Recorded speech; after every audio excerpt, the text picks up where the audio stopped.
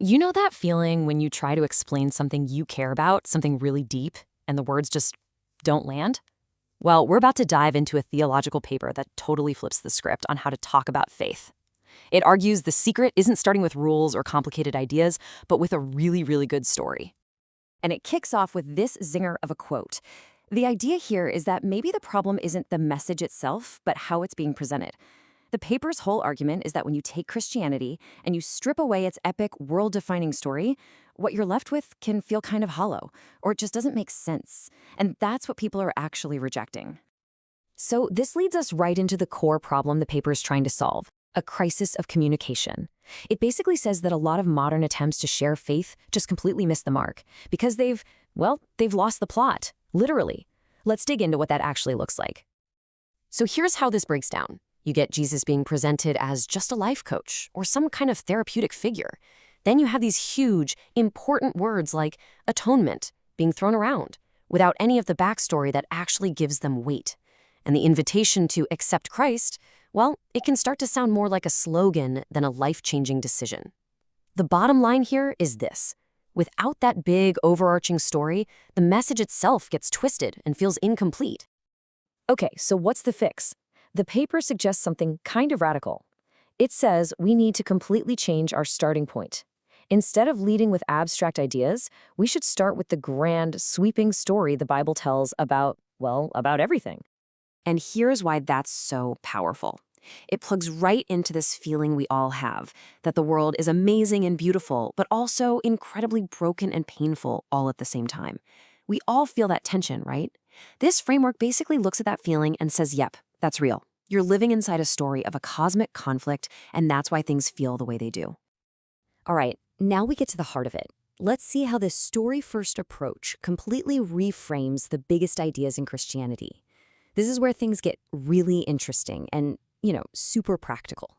First up, Jesus.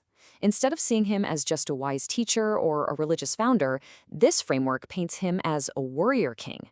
He's the main hero in a huge cosmic drama, literally stepping into enemy-occupied territory to take back what's his. This isn't some passive figure. He's an active hero on a world-changing mission. Next, let's talk about sin. The paper says that thinking of sin as just a list of bad things you did, well, it kind of misses the whole point. In the context of the story, sin is way bigger. It's cosmic disloyalty. It's about which side you're fighting for. It's a fundamental switching of your allegiance from the rightful king over to the rebellion. And finally, we have the cross. So it's not just a religious symbol or some confusing ancient ritual. In this story, the cross is the climax. It's the D-Day. It's the turning point in the entire cosmic war, where the king wins the decisive victory over all the hostile powers of death and evil. Okay, so if the big problem is cosmic disloyalty, and the climax of the story is this huge victory, then what's the response? What does what we traditionally call salvation actually look like in this picture? It's defined really simply and powerfully. It's a transfer of allegiance. The invitation isn't about joining a religion or trying to be a better person first. It's a call to pick a side. It's about saying, I'm done with the rebellion and pledging your loyalty and your trust to the king who has already won the war. Now, look, this all sounds pretty cool in theory, right? But how does it actually work in a real conversation? Well, the paper gives us this fantastic little sample dialogue between a believer named Mark and an unbeliever named Alex. So the whole thing kicks off with an objection from Alex that I think a lot of us can relate to. For so many people, Christianity just feels like this heavy list of don'ts and this constant feeling that you're just not good enough. And now, check out Mark's response. He doesn't start arguing about the rules. Not at all. He immediately pivots the entire conversation. He reframes Christianity not as a system of rules, but as a story, an explanation for the world as we actually feel it and see it. So Alex comes back with another classic question, right? He's pushing back on this idea of being called a sinner because to most people, that just sounds like being called evil. And here it is, the narrative method in action.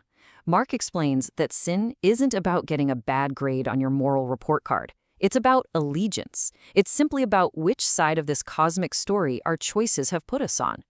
This totally shifts the focus from personal shame to a much bigger, more understandable picture. And boom, there it is, the aha moment. Alex totally gets it. The analogy just clicks into place. All of a sudden, this loaded concept of sin becomes something he can actually wrap his head around. It just goes to show how powerful this framing can be. So the whole conversation boils down to this. The invitation isn't about cleaning up your act so you can join some kind of club. No, it's a call to come home. It's an invitation to switch your loyalty back to the rightful king who already won the most important battle for you. Ultimately, the paper leaves us with this. In a world that feels so fragmented, maybe what people are really looking for is a coherent story that makes sense of their lives.